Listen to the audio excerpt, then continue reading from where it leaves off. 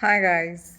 Um this video is me just sharing my thoughts, opinions, and my suggestions to all those candidates who are fed up, exhausted, tired, frustrated in their appearance for part 1 or part 2.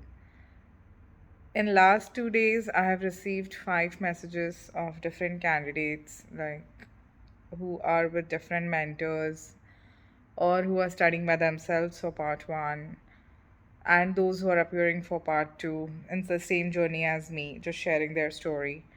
But mostly the part one candidates who are in Australia. Most of them are in Australia practicing as a DA or have shifted there or just recently married there and they are appearing for the exam and they could not clear in their first attempt or second attempt, like they have failed in just one clusters or two clusters, and they have just, these are their messages that doctor, I'm fed up, I have taken coaching for so and so mentors, sometimes two different mentors, and I've still flunked in one cluster.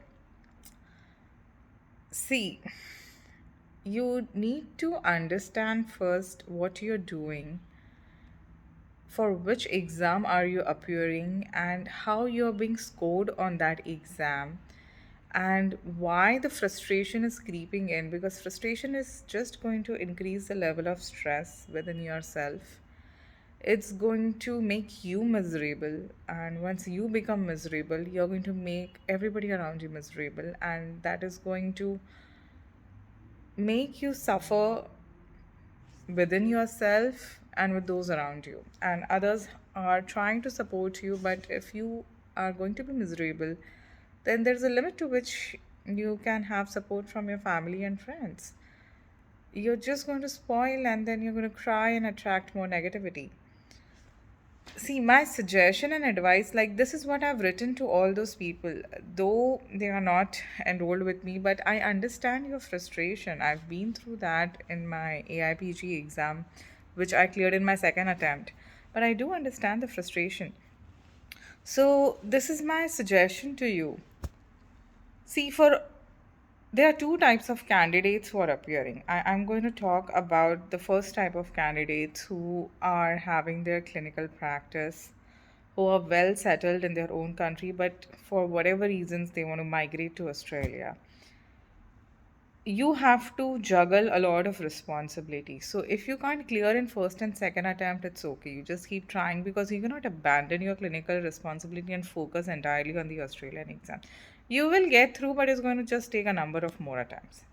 Or else you just abandon your practice and your family life and just go head on into this, which still can't guarantee 100% success. Because you need to understand that ADC exam is a very biased exam, okay? They don't give out your scoring. They don't tell you how they score you. They are not transparent at all. They don't tell you which they consider as a right answer, because some questions does have multiple answers as right. They don't tell you what is their process of thinking in making a choice of a correct answer. And even if you somehow clear the part 1, in the part 2 they absolutely do not tell you why they have flunked you and whatever they have flunked you. And it is such a wrong system that in the three parts of the exam, if you flunk in one, you have to still repeat the entire exam again, which makes it so much stressful mentally, financially. They don't care about that. Okay, and that I came to know firsthand when I had the meeting with the candidate reference group. They just openly said, this is what it is. Well, if you know something, what it is, then you should be smart enough not to put all your eggs in one basket. So, as a candidate who's having a well settled family life and clinic, you cannot abandon everything in the hopes that in the first shot you'll get. See, there are candidates who have cleared in first shot, but then it's like the CA exam of India. If you are aware of the other country candidates, in the CA exam, that's the exam for chartered accountancy, they have already decided that they will clear only so and so many candidates. So if 1 lakh candidates are appearing, they feel this year we just need 300 more CAs. So they will just create 300 candidates, even though the rest of them would have also marked the correct answer. So the number of attempts would just increase for that particular student who's appearing for that exam. It's not the student's fault if he doesn't get chosen for that particular year, because the association has decided. No matter how many write the correct answer, it's like a lottery system. If you have written correct, also you're still put in that box, and only 300 people would be taken out. ADC exam kinds of is the similar, because since they do not disclose on what criteria they are judging, and they themselves have released that only so many percentage have passed in the last 2 years, which was like 27% and some 40%. They are not even saying on what basis they are judging. So it's like again a lottery system. Even though you mark everything correct, if they want to pass only a certain number of people, they would. And then the luck has to play an important role. But you should not be upset if you are not that lucky one. If that was your aim and that was your dream, then you just keep trying for it. And that's why everybody says ADC is a journey. You cannot say that I was with so and so mentor and that's why I could not clear. Like, I do get people writing about three, four different mentors who are very active on Facebook. Like, I don't know how their mentorship is. I don't know how your basic level of dentistry is. So, even though both of you will excel in whatever you are doing, if the ADC has decided not to clear you in that particular attempt, it is what it is. Joining a particular mentor or knowing everything is not going to just increase your chances of clearing. Of course, your concept that what you have in marking the correct answer is a major criteria. But that is not the only criteria, because ADC also has a hand in deciding if you would clear or not. So it's not like your any other exam where only your hard work matters, and the result, whatever it comes, is based totally on your hard work. ADC doesn't care that much about your hard work. It's a sad story, but it's a true story. Other exams like NBDE and NDEB, they are very transparent and they will tell you why you failed or could not clear, and they will tell you the weak points where you failed. So you know in your next attempt you're not going to do that. But with ADC, that is not the situation. So just focus then on wherever you are or try for different exams. Now, for the other types of candidates who are there already in Australia or who are planning to migrate to Australia without clearing their ADC exam, as I've said in my previous video, be smart, clear your exam, and then go to Australia. What is the point of you going to Australia and then imagining that you're going to clear? It's a tough exam because it's a very biased exam. So if you don't clear, you will become miserable. So why be dumb enough to do that? Clear your exam and then migrate to Australia. There's so many people who have just migrated and working as a DA, which is okay if you're happy about it. But then you'll message me and then you speak about elsewhere that you're being so unhappy because you're working as a DA and it's so expensive to keep on giving the exam and again, and you have children to manage. Well, then why did you migrate before giving the exam? You know how ADC is. Who asked you to put all the eggs in one basket? You shouldn't have. You should have either gathered enough resources that you could study for the exam just head on, years and years on until you clear. You cannot expect yourself to do a job which you are unhappy at and then manage the household and then go and study for the exam. You're going to carry that unhappiness out there. So I know it's a very sad story and it's a very stressful story, but you will clear. Just keep on giving multiple number of attempts then. Like, be prepared for it mentally. Don't have that mountain on your head that this is my attempt and I will clear. And how could that person clear only in first attempt? He was very lucky. What did he do? Did he join some mentor that I have not? No, don't get jealous. ADC will keep on clearing certain candidates in first attempt because they want to keep the exam lucrative for other people. It's a big money making business and they know it. And I spoke to them about it when I was in the candidate reference group. I told them that why have you made this exam that people have to mandatorily join the part two courses? Like your handbook is not sufficient enough for anybody just to read and go for the exam.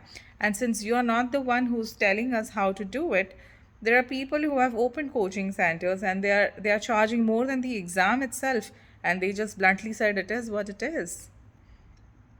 Well, if somebody is so biased and somebody is just not giving you why they have flunked you, neither do they disclose who are the people, like not the names of the people, but the education qualifications of the people who are judging the exam, how they judge, nothing. Then it's like a blind game. You just give the exam by doing your best, but if you fail, you don't know why you failed.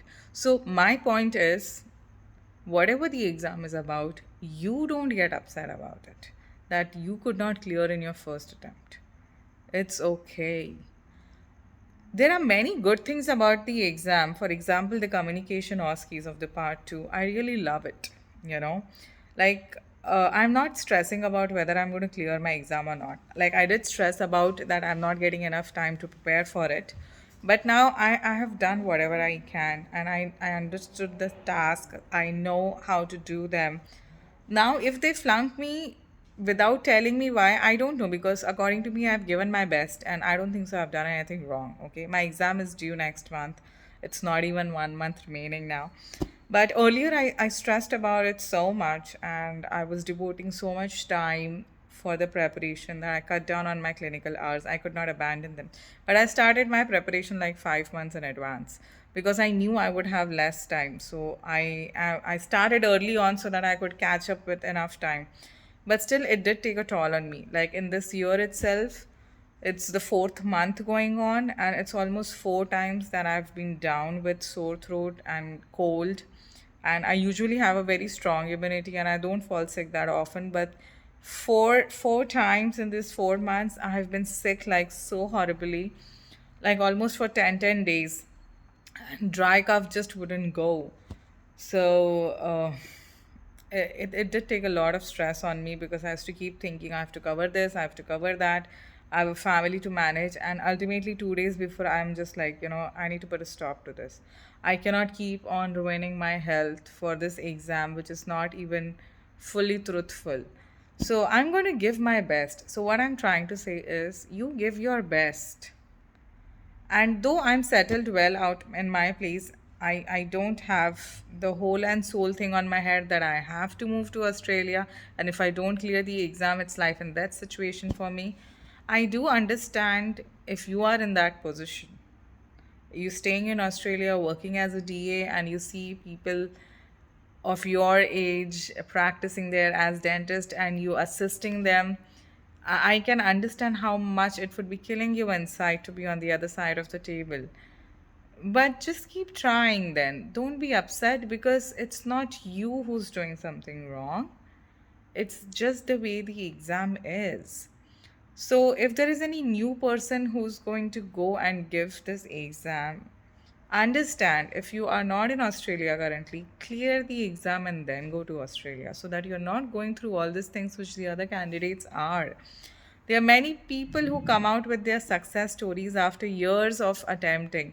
Nobody wants to share how much frustration, stress, and the number of attempts they have given.